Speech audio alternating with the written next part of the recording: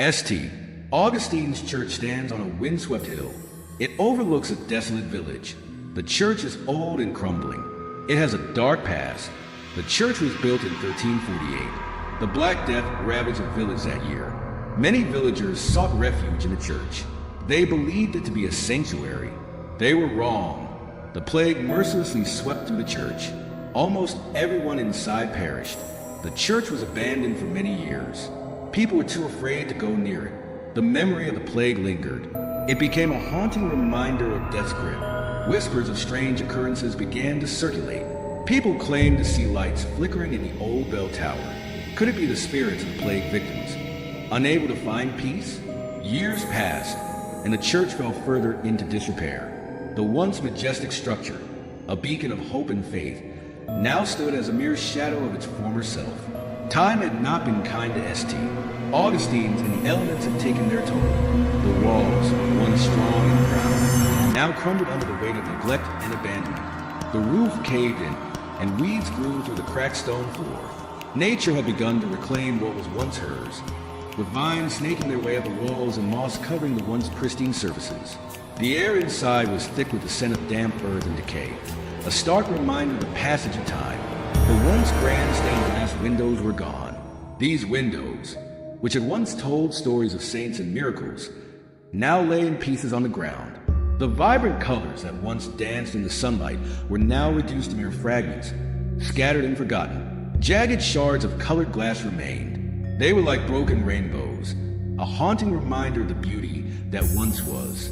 Each piece seemed to hold a memory, a whisper of the past, echoing through the empty halls. They were like broken rainbows. Despite the decay, there was an eerie beauty to the ruins.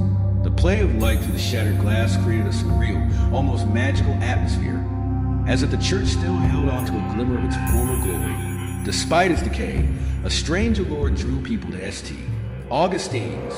It was as if the church called out to them, whispering secrets of the past and promises of the unknown. The air around the church seemed to hum with an energy that was both inviting and foreboding.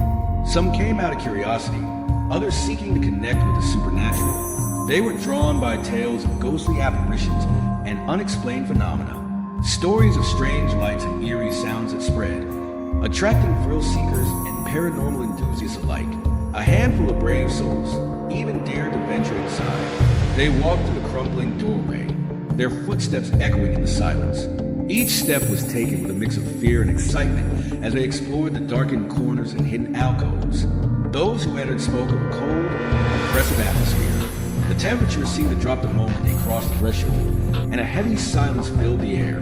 It was as if the church itself was holding its breath, waiting for something to happen, a feeling that something unseen watched their every move. Shadows seemed to dance on the walls, and the faintest of whispers could be heard carried on the wind. It was a place where the line between the living and the dead seemed to blur. They heard whispers carried on the wind. These whispers were faint, almost imperceptible, but they were there. They seemed to come from all around, echoing off the walls and filling the space with an eerie, otherworldly sound. These whispers seemed to emanate from the crumbling walls themselves. It was as if the very stones were trying to communicate, to share their stories of sorrow and loss. Each whisper was a fragment of a forgotten tale, a piece of the church's haunted history. There was an undeniable sense of sorrow within those walls. The air was thick with the weight of past tragedies, and the very fabric of the building seemed to mourn. It was a place where the echoes of the past were ever present, a constant reminder of what had been lost. It was as though the very stones remembered the horrors of the plague. The church had stood as a sanctuary during those dark times, offering solace to the afflicted, but it had also witnessed countless deaths, and the memories of those who had perished seemed to linger. They wept for the lost souls who had sought solace but found only death.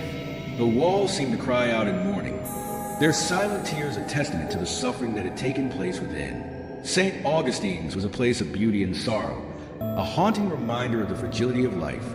Among the tales whispered about St. Augustine's was one that sent shivers down the spines of even the most skeptical. It was a tale that had passed down through generations, growing more chilling with each retelling.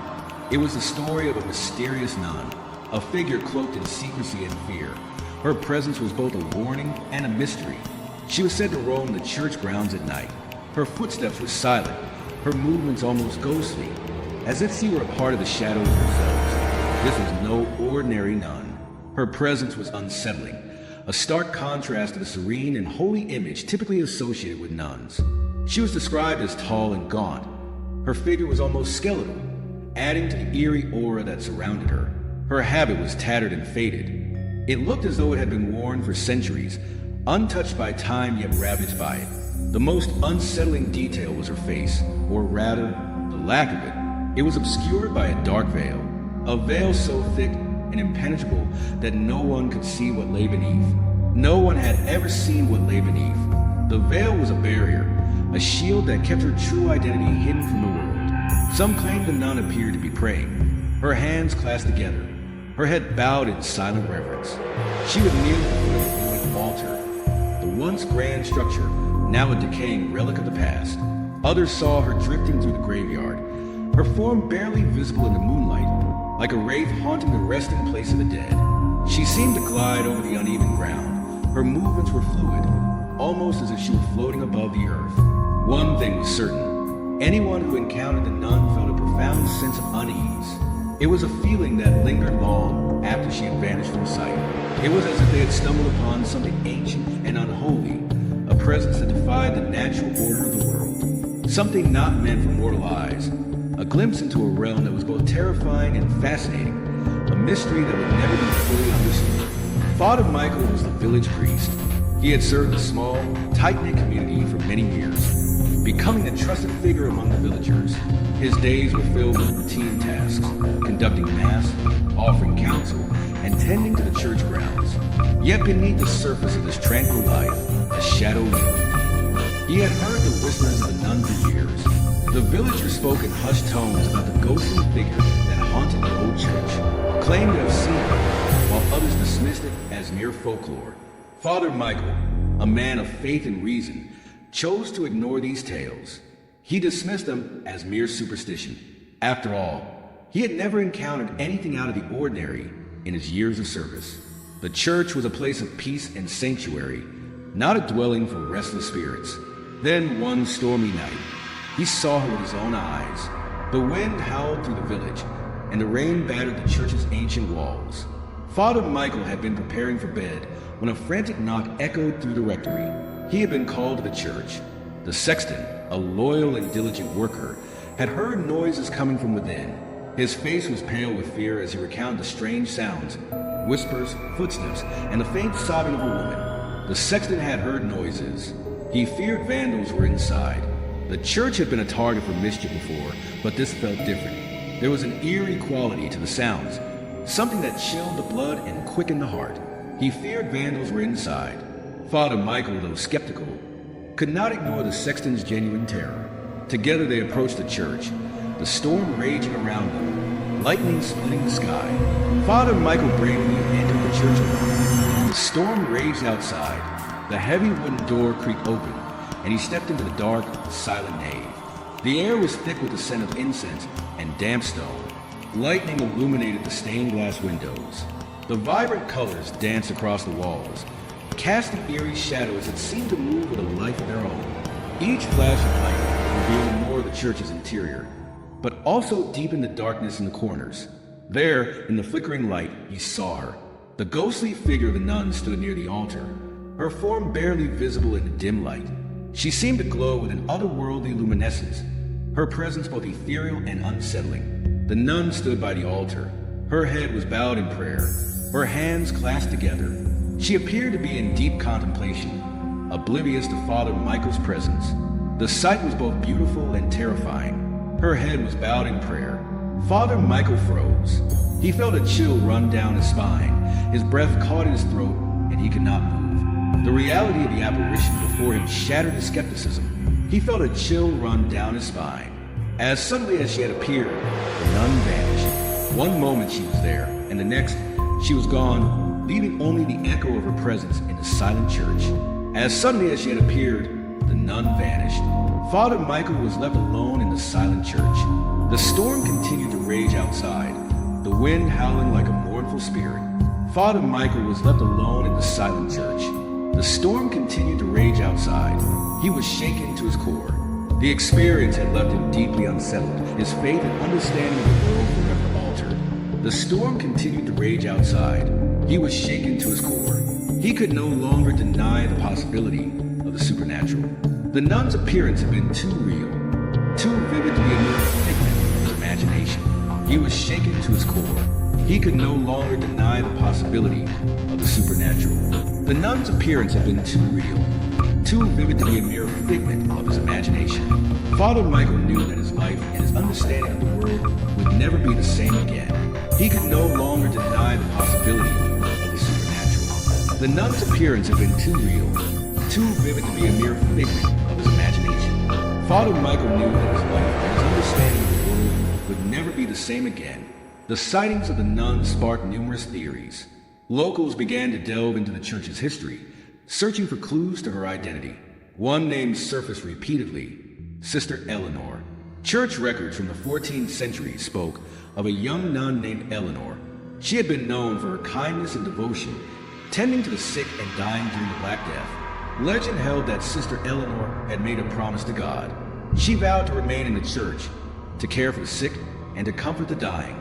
She kept her vow even as her fellow sisters succumbed to the plague. Sister Eleanor herself eventually perished and was buried in an unmarked grave in the churchyard. Her sacrifice became a tale whispered among the villagers. Was it she who now wandered the grounds of St. Augustine's? Section 6, The Legend of Sister Eleanor, The Legend of Sister Eleanor, added a tragic dimension to the mystery of the haunted church. Some believed her spirit remained at St. Augustine's. She was unable to find peace. She was bound to the site of her selfless sacrifice. Others speculated that she was searching for something. Perhaps she sought the lost souls she had tried to save from the plague. Or maybe she longed for recognition of her selfless devotion.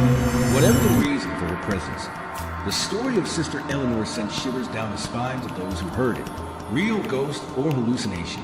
Despite the numerous sightings and the chilling legend of Sister Eleanor, not everyone was convinced by the ghost story of St. Augustine's. Skeptics pointed to the lack of photographic evidence. The church's remote location and eerie atmosphere also played a role in fueling imaginations. They argued that the sightings could be attributed to hallucinations. The power of suggestion was also strong. The human mind could easily play tricks in such an environment, especially when fueled by local folklore. Scientific explanations were offered. These included swamp gas, unusual light refractions, and even carbon monoxide poisoning. These could induce hallucinations. They could explain the strange sightings. The nun remains despite the skepticism. The sightings continued. The legend of the nun persisted.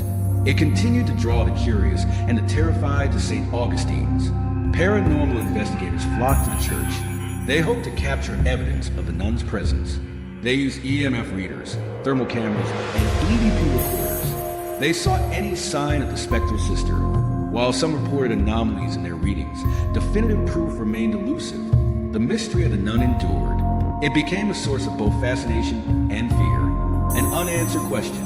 To this day, the question remains: is the nun of St. Augustine's a real ghost or simply a product of myth and imagination? The lack of conclusive evidence only deepens the mystery. It ensures that the haunted church on the hill continues to capture imaginations. Whether a true haunting or a collective delusion, the story of St. Augustine's and its spectral residents serves as a chilling reminder of the power of belief. It demonstrates the enduring fascination with the supernatural. What do you believe?